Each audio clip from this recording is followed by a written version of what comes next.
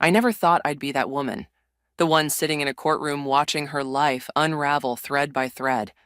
Yet there I was, gripping the edge of my seat as Solomon's lawyer systematically dismantled 15 years of what I thought was a perfect marriage. My name is Reagan, and 6 months ago, I was living what most would consider a charmed life. Executive wife, charity board member, that woman who had it all. Now I'm watching my soon-to-be ex-husband's sister, Ciara, film my humiliation on her phone, probably already crafting the perfect caption for her million followers. Mrs. Turner. The judge's voice cut through my thoughts. The court finds that the prenuptial agreement is valid and enforceable. Solomon didn't even bother hiding his smirk. He sat there in his perfectly tailored suit, looking more like the man I'd met at that charity gala than he had in years. The difference was now I could see through the facade. Your Honor, my lawyer started, but the judge raised his hand. I've made my decision. The agreement clearly states that in the event of infidelity, all jointly acquired assets revert to the injured party. But I never... The words caught in my throat as Solomon's lawyer produced the photos. Photos that I knew were staged, but looked real enough to convince a judge. Me, supposedly in a hotel with our landscaper. The ultimate cliché. Furthermore, the judge continued, the defendant will vacate the marital home within 72 hours. Ciara's phone followed my every move as I left the courthouse. Hey, Reagan, she called out, her voice dripping with false concern. Any comment for my followers? They're dying to know how it feels to go from riches to rags. I kept walking, my heels clicking against the marble floors. Don't cry. Don't give them the satisfaction. Leave her alone, Ciara. Caitlin, my best friend, stepped between us. Haven't you done enough? Oh, please, Ciara laughed. She brought this on herself. Maybe if she'd been a better wife. A better wife? I spun around, surprising even myself with the steadiness in my voice. You mean like looking the other way while your brother emptied our joint accounts? Or maybe I should have ignored the receipts from his business trips to Vegas. Solomon's father, Anthony, appeared behind Ciara. Now, Reagan, there's no need to make a scene.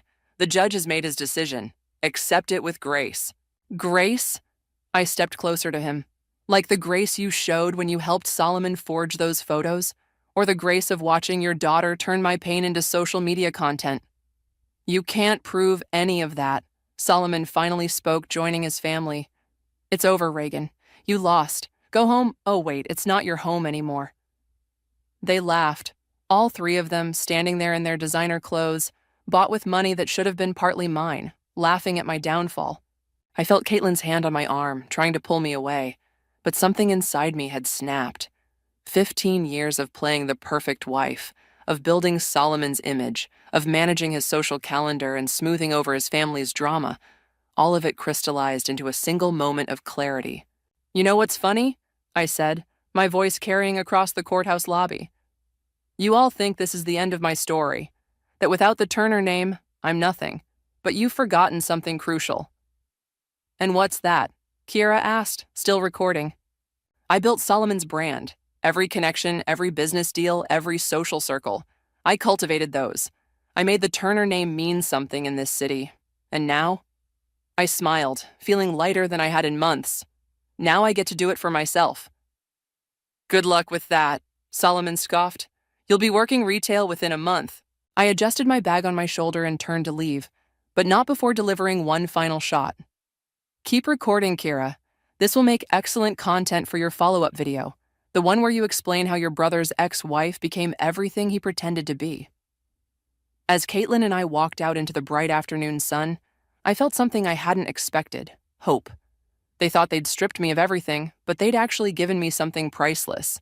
Freedom. You okay? Caitlin asked, squeezing my hand. No, I admitted, but I will be. They want to see me fall? Fine. But they better be ready for what happens when I rise. I could still hear Ciara's voice behind us, already spinning the story for her followers. Let her talk. Let them all talk. They thought this was my ending, but they were wrong. This was just my beginning. The key to my new apartment stuck in the lock again. I jiggled it, cursing under my breath as my phone buzzed for the 10th time today. Another message from Ciara's followers, no doubt, telling me how I deserved everything I got. Need help with that?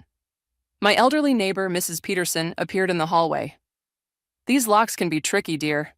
I've got it, I said, finally forcing the door open. Just need to get used to it. My studio apartment was a far cry from the mansion I'd left behind. A twin bed, a small desk, and a kitchenette that barely fit a mini fridge. But it was mine. No Solomon, no Turners, no pretense. My phone buzzed again. This time it was Caitlin. "Please tell me you're coming to happy hour," she said when I answered. "You can't keep hiding in your apartment forever." "I'm not hiding, I'm working." I glanced at my desk, covered in sketches of eco-friendly fashion designs. Besides, I can barely afford ramen right now, let alone cocktails. "It's on me. No arguments. You need to get out, Reagan. It's been 3 weeks." An hour later, I found myself at our old favorite bar, nursing a glass of house wine while Caitlin showed me the latest social media drama. Can you believe her? Caitlin scrolled through Shira's latest post, a heartfelt video about family loyalty and karma. "She's monetizing your divorce." "Of course she is," I said, taking another sip. "That's what Kira does. Takes other people's pain and turns it into content." The bartender set down 2 more glasses. "These are from the gentleman at the end of the bar." We turned to see a well-dressed man in his 40s raising his glass to us. "That's Franklin Cunningham," Caitlin whispered. "The fashion consultant. What's he doing in this dive?" Before I could respond, Franklin was walking over. "I hope you don't mind the intrusion," he said, but I couldn't help overhearing. "You're Reagan Turner, aren't you?" "Just Reagan now," I corrected him. "And yes, I am. I saw your work at the Thompson Charity Gala last year. Those sustainable fashion pieces you coordinated? Brilliant." I straightened up. "You remember that?" "Hard to forget. The industry needs more people thinking about sustainability. I'm hosting an event next week. Small gathering, just some designers and investors discussing the future of eco-friendly fashion. You should come." My heart raced, but years of dealing with Solomon's business associates had taught me to stay cool. "That's flattering, but I'm not exactly in that world anymore." Franklin pulled out a business card. "The invitation stands. Sometimes losing everything is the best thing that can happen to a creative mind." After he left, Caitlin grabbed my arm. "You're going, right? This is exactly what you need." "I don't have anything to wear," I said, but my mind was already racing with possibilities. "My good clothes are all at the house." "Wear that black dress you grabbed before Solomon changed the locks, the one you designed yourself." My phone buzzed again. This time it was an email from my new job, a sales position at a department store. "I have to work that night." "Call in sick," Caitlin said. "This is your chance, Reagan. While Solomon and his family are busy destroying your reputation, you could be building something new." I stared at Franklin's card, remembering the sketches on my desk. Every night after my shift, I'd stay up drawing, imagining a fashion line that was both sustainable and sophisticated. It had started as therapy, but maybe, what if I fail? I whispered. "They're all waiting for that, you know. Solomon, Kira, Anthony, they're expecting me to crash and burn." "Then give them a show they'll never forget." Caitlin grabbed my phone and pulled up Kira's latest video. "Look at this. 2 million views of her talking about your fall from grace. Imagine their faces when you rise higher than they ever did." Just then, my phone lit up with an unknown number. I answered hesitantly. "Reagan, it's Franklin again. Sorry to call so late, but I forgot to mention, bring some of your sketches to the event. I know people who might be interested." After hanging up, I looked at Caitlin, who was grinning from ear to ear. "The universe is speaking," she said. "Are you going to listen?" I finished my wine and stood up. "I need to go home and work on those sketches." "That's my girl." Caitlin hugged me. "Show them what you're made of." Walking home that night, I felt something I hadn't experienced since before the divorce. Purpose. Solomon might have taken my money, my home, and my social standing, but he couldn't take my talent or my drive. For the first time in months, I couldn't wait for tomorrow. The event venue was exactly the kind of place Solomon used to frequent, all glass walls and modern art. I clutched my portfolio closer, suddenly aware of how out of place I felt in my self-designed dress. "Reagan!" Franklin waved me over to a group of well-dressed industry veterans. "Everyone, this is the designer I was telling you about." "So, you're the sustainable fashion enthusiast." A woman in her 60s extended her hand. "I'm Margaret, editor of Style Forward. Franklin says you have some interesting ideas." I opened my portfolio, hands trembling slightly. "I believe luxury fashion doesn't have to cost the earth. These designs use recycled materials and..." "Innovative," Another voice cut in. But how would you scale it? For the next hour, I found myself in detailed discussions about production methods, material sourcing, and market potential. The nervousness faded as I spoke about my passion project. You've clearly thought this through, Margaret said, examining my sketches, but starting a fashion line requires significant capital. I'm aware, I admitted. I'm currently saving up from my retail job. A burst of familiar laughter from across the room made me freeze. Ciara was here, hanging on the arm of some investor, her phone permanently attached to her hand. Isn't that Solomon Turner's sister? Someone whispered. The social media influencer? Franklin noticed my discomfort. Ignore her. Focus on this instead. He handed me a business card. Sarah's looking for fresh talent for her Sustainable Fashion Incubator program. Full funding, mentorship, the works. Before I could respond, Kiara spotted me. Her eyes widened in recognition, then narrowed with calculated precision. Reagan, what a surprise. Her voice carried across the room. Everyone, this is my former sister-in-law. You know, the one from my videos? The room grew quiet. I could feel the stares, the judgment, the assumptions. Actually, Franklin stepped forward. Reagan was just sharing her innovative approach to sustainable luxury fashion. Margaret, why don't you tell everyone about what you were saying regarding her market analysis? Margaret smiled. Gladly, it's refreshing to see someone tackle sustainability without compromising sophistication. Reagan, that dress you're wearing, you designed it? Yes, I said, finding my voice. It's made entirely from recycled materials. Recycled? Kiara snickered. How appropriate. Speaking of recycling, how's the department store job? It's teaching me valuable lessons about what customers really want, I replied smoothly, something your brother never understood. The crowd murmured appreciatively. Tira's smile faltered. Ladies, Franklin interrupted, let's keep things professional. Reagan, why don't you show everyone your concept for biodegradable packaging? As I presented my ideas, I noticed people actually taking notes. Margaret asked detailed questions about production costs. Even Ciara's investor friends seemed interested. This could work, Margaret announced. With the right backing and guidance, you could be on to something significant. But she has no experience running a business, Kira protested. My brother always handled that side of things. Your brother?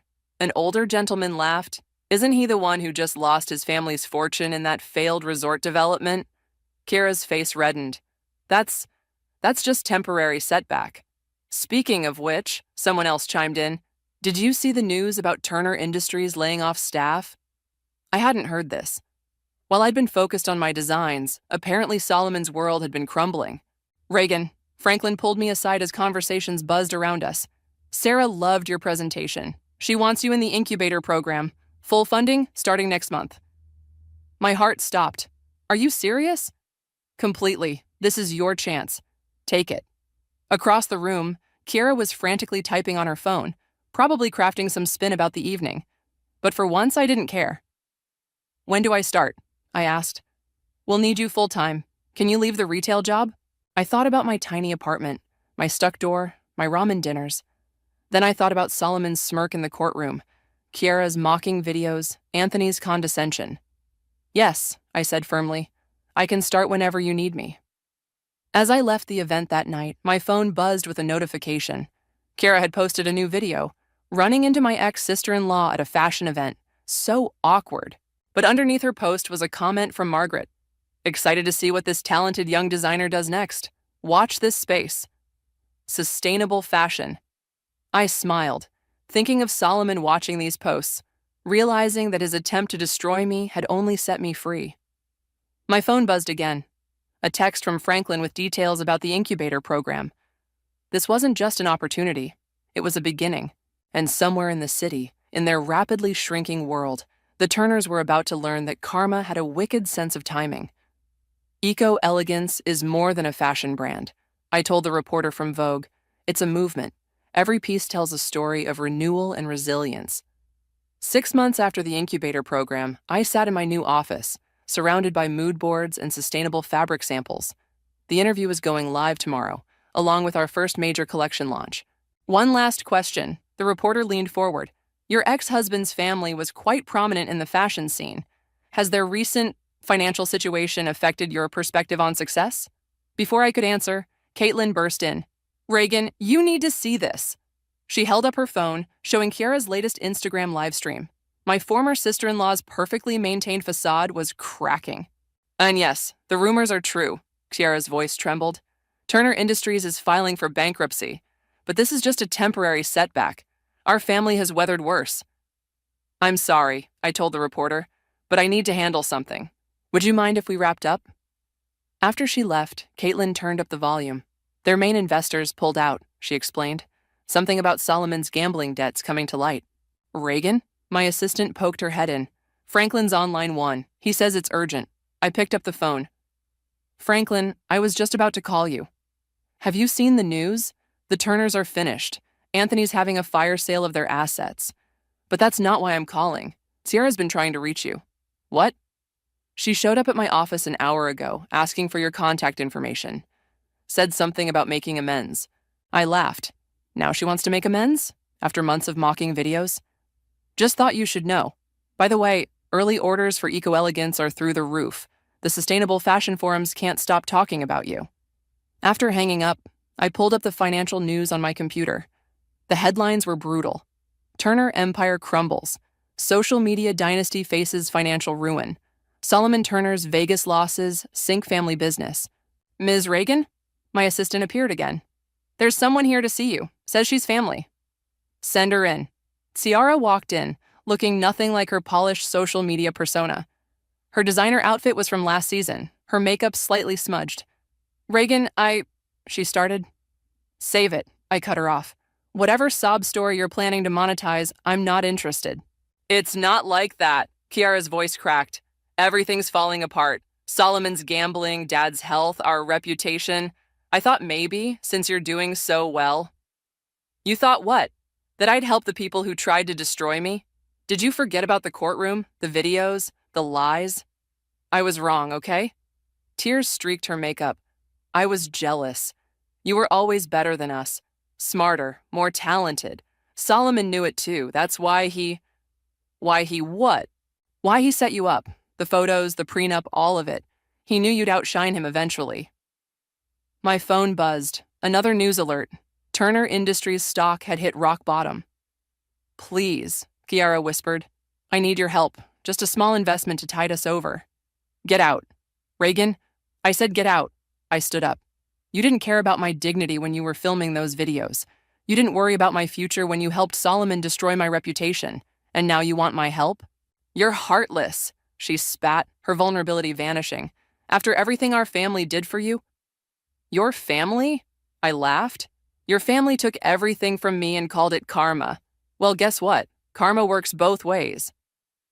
As security escorted her out, my phone lit up with a text from Margaret.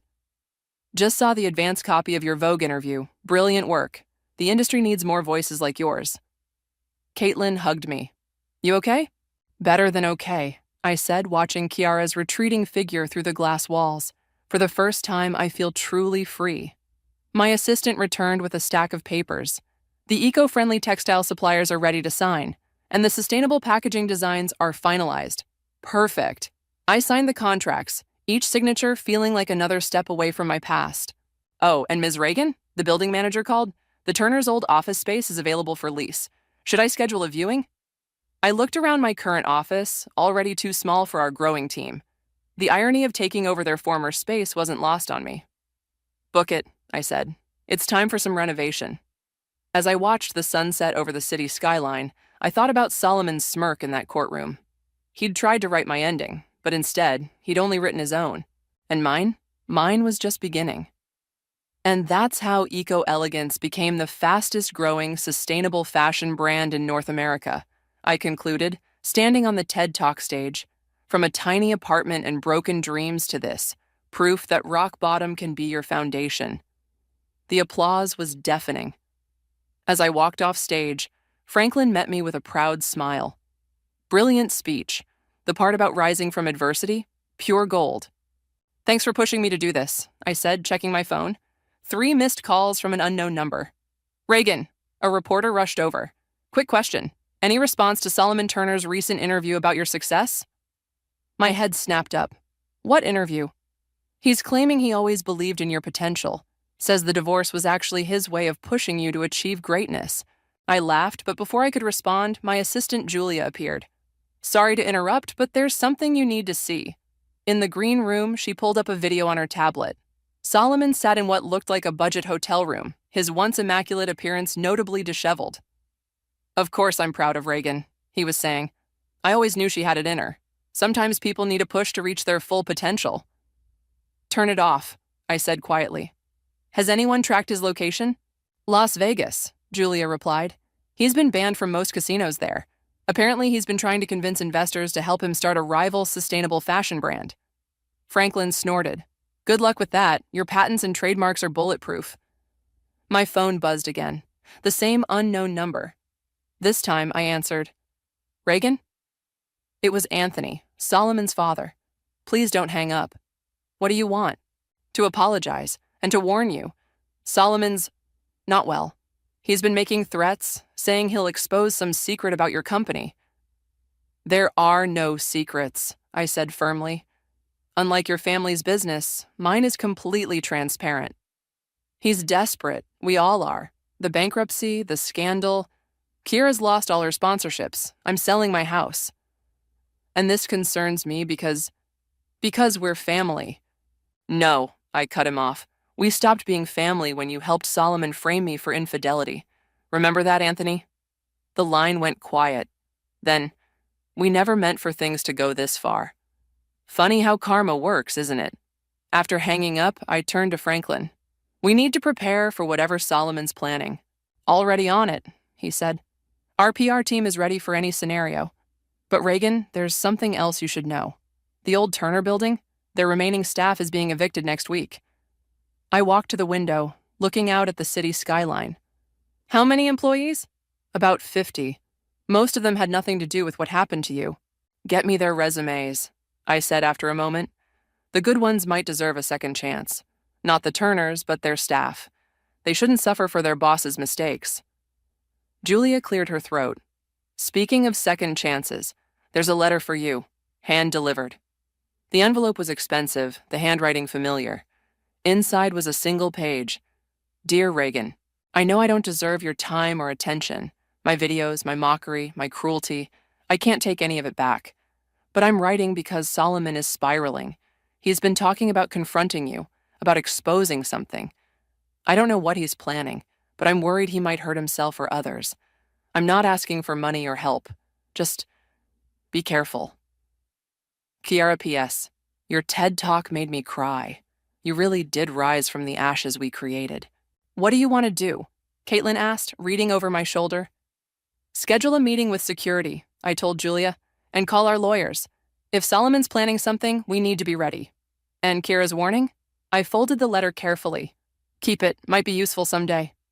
My phone lit up with another notification. Eco Elegance's stock had hit a new high. Outside, workers were installing our logo on what used to be the Turner building. You know what's ironic? I said to Caitlin. They thought they were burying me. Instead, they planted a seed. And now they want to harvest what you've grown, she replied. Too bad for them, I smiled, watching our logo illuminate against the darkening sky. This garden isn't for sale. Julia appeared again. Your car's ready. And Reagan, Solomon's been spotted at the airport. He's flying in tomorrow.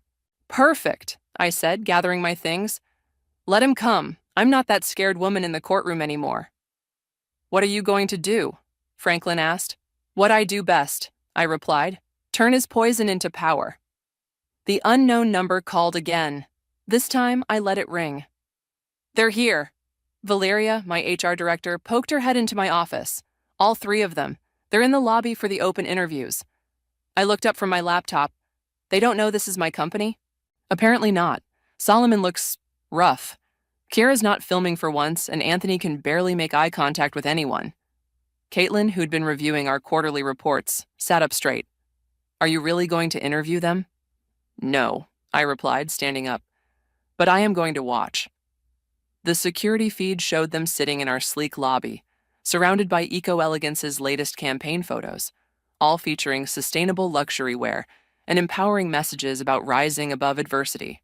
Your 9 a.m. is here too, Julia reminded me. The investors from Paris? Reschedule them. This is more important. I took the private elevator down to the observation room adjacent to the lobby. Through the one-way glass, I could see Solomon fidgeting with his frayed shirt cuff. Kiara kept checking her reflection in her phone, while Anthony stared at the floor. Ms. Reagan? Valeria's voice came through my earpiece. Should I begin their interviews? One at a time. Start with Solomon. Valeria called his name, and I watched my ex-husband follow her to the interview room. Through the audio feed, I heard every word. Your resume shows extensive business experience, Valeria began, but there's a significant gap in recent months. Personal matters, Solomon mumbled. But I'm ready to rebuild. I have valuable industry connections. Had, Valeria corrected. According to our research, most of your former contacts have aligned with Eco-Elegance. Solomon's face darkened. That company, they stole my ideas. My ex-wife? Is there something you'd like to share about Eco-Elegance's founder? She's a fraud, he exploded. I made her what she is. Without me, she'd be nothing. Thank you for your time, Valeria said smoothly. We'll be in touch. Kiara was next. She'd attempted to recreate her former polished look, but her designer bag was an obvious knockoff. Your social media experience is impressive, Valeria noted, though your recent engagement metrics show a significant decline. I'm rebranding, Kiara said quickly, moving away from luxury lifestyle content to more authentic stories. Like mocking divorce victims? Kiara paled. You've seen those videos? I can explain. No need. Next, please. Anthony walked in last, his shoulders hunched. I know what this looks like, he started. 3 members of a failed family business, begging for work. Mr. Turner, Valeria interrupted.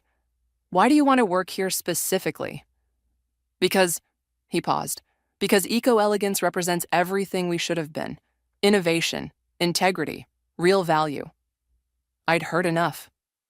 Send them to the executive conference room, I told Valeria through the earpiece. All 3.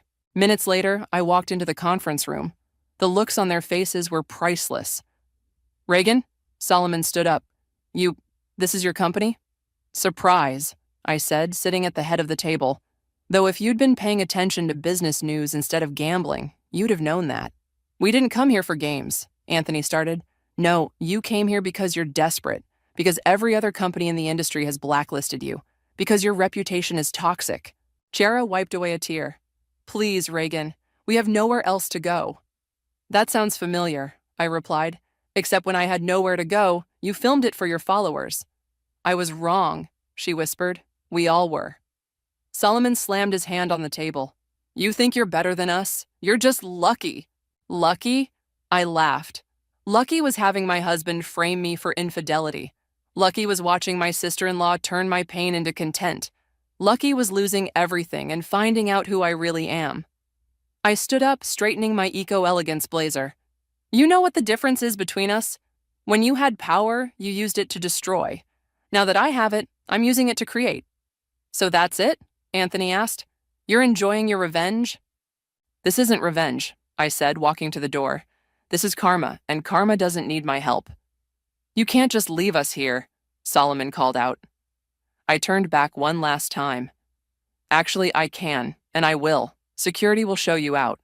Oh, and Kiara, feel free to film this. I'm sure your remaining followers would love to see what rock bottom really looks like. As I walked away, I heard Solomon's broken whisper. What have we done? The answer was simple. They'd created their own worst enemy, a woman with nothing left to lose and everything to prove. The elevator doors hadn't even closed behind me when Caitlin caught up. That was intense. Are you okay? Before I could answer, alarms blared through the building. Security cameras showed Solomon trying to force his way past reception, wild-eyed and desperate. You can't hide from me, his voice echoed through the lobby. I made you. I can destroy you. Should I call the police? Julia asked, already reaching for the phone. No, I said. Let him come up. Reagan, are you sure? Franklin emerged from his office, concern etched on his face.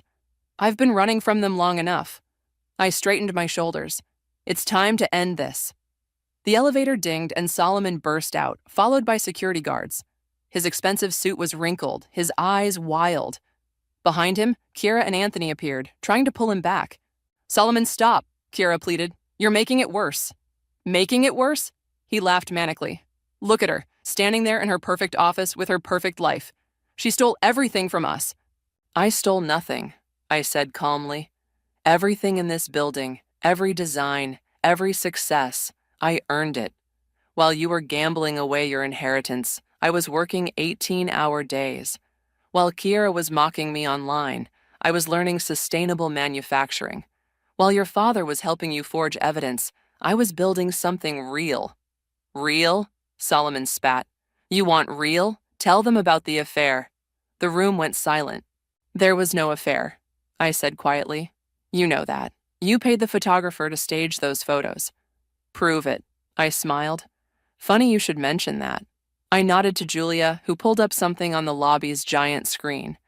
Remember Thomas, the photographer you hired? He kept receipts and emails, and a very detailed recording of your instructions.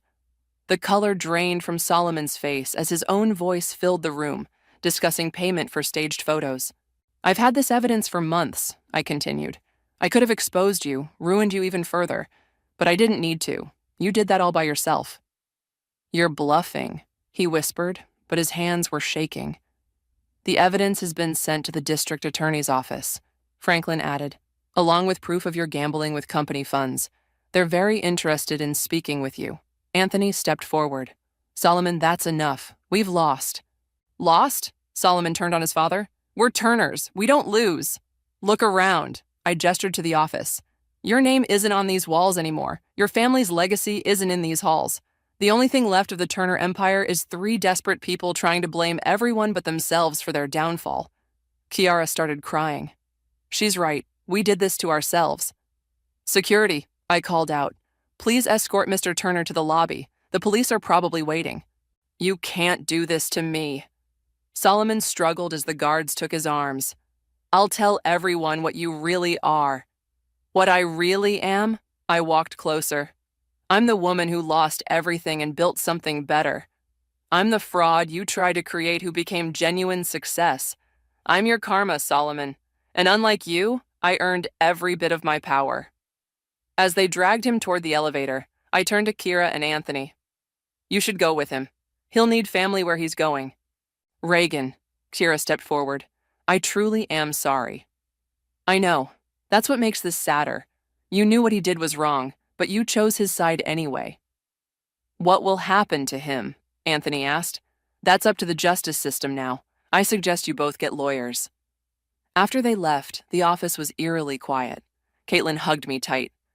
You did it. It's really over. Ms. Reagan, Julia appeared with her tablet. The Paris investors are still waiting, and the press will want a statement about Solomon's arrest. Tell them the truth, I said.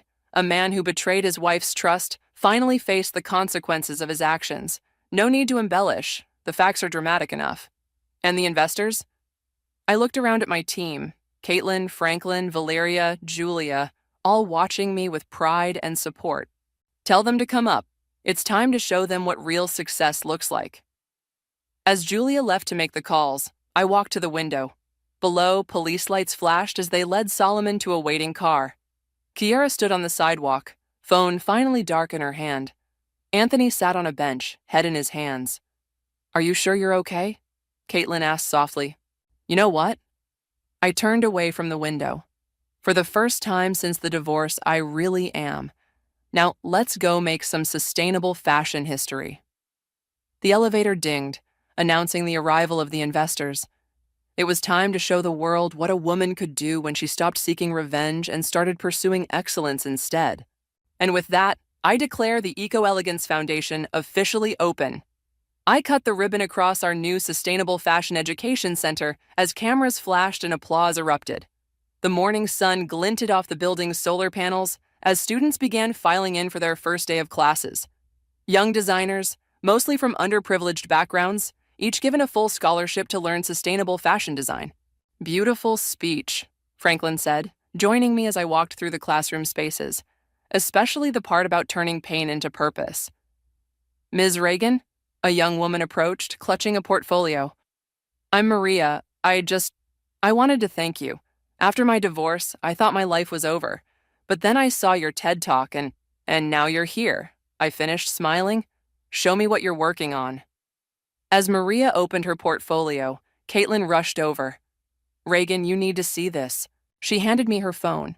On the screen was a social media post from Ciara, her first in months, but instead of her usual polished content, it was raw and honest. Today, my brother Solomon was sentenced to 5 years for fraud, the post read. Our family's fall from grace taught me hard lessons about karma and authenticity. To everyone I hurt with my cruel videos, especially Reagan, I'm taking accountability. No filters, no excuses. There's more, Caitlin scrolled down. She's enrolled in a social work program, and Anthony's teaching business ethics at a community college. Good for them, I said, handing back the phone. Everyone deserves a chance to rebuild. Ms. Reagan? Julia appeared. The Sustainable Fashion Summit in Paris confirmed you as their keynote speaker, and the investors are ready for the expansion meeting. Actually, I looked around at the eager students settling into their workstations. Tell the investors to come here. I want them to see what their money is really building. In the main workshop, design students were already sketching and collaborating. Their energy reminded me of those late nights in my tiny apartment, drawing designs by lamplight, dreaming of something bigger than revenge. Remember when you said I'd be working retail within a month? I asked Caitlin, watching a student experiment with recycled fabrics. God, that feels like a lifetime ago. She laughed. Look at you now. Forbes cover, Time's Most Influential, and more importantly, actually making a difference. Valeria joined us, reviewing applications on her tablet. The next scholarship round has twice as many applicants. Your story really resonates with people. It's not just my story anymore, I said, walking over to help a student struggling with a design. Here, try angling the seam this way. See how it creates both style and sustainability? The student's eyes lit up. That's perfect. How did you learn to see things this way? By losing everything, I told her. Sometimes you need to strip away all the excess to see what really matters. Franklin called me over to meet the investors, but before I could join him, my phone buzzed with a text from an unknown number. Saw the foundation opening online. Solomon's message read, "You've built something remarkable. I'm sorry I tried to destroy you. You deserved better." I deleted the message without responding. Some chapters needed to stay closed. Ready for the investor meeting? Julia asked. Actually, I have a better idea. I turned to address the room of students. Who wants to help pitch our next collection? Show these investors what the future of fashion really looks like? Hands shot up everywhere. As students began excitedly sharing their ideas, I saw my reflection in the workshop window, confident, purposeful, free, no longer defined by what was done to me, but by what I chose to do next. Ms. Reagan? Maria approached again, this time with a completed sketch. I redesigned my wedding dress into a sustainable evening wear collection. I thought, maybe pain really can become something beautiful. That's exactly right. I smiled, examining her work. But you know what's even better than turning pain into beauty? What? Turning it into opportunity for others. I gestured to the bustling workshop. Success is sweet, but legacy is sweeter. Outside, the Eco-Elegance logo caught the midday sun, casting a bright reflection across the educational center's entrance. Below it, our new motto shimmered, rising higher, lifting others. The investors are waiting, Julia reminded me gently. Let them wait 1 more minute, I said, watching Maria return to her workstation with renewed confidence.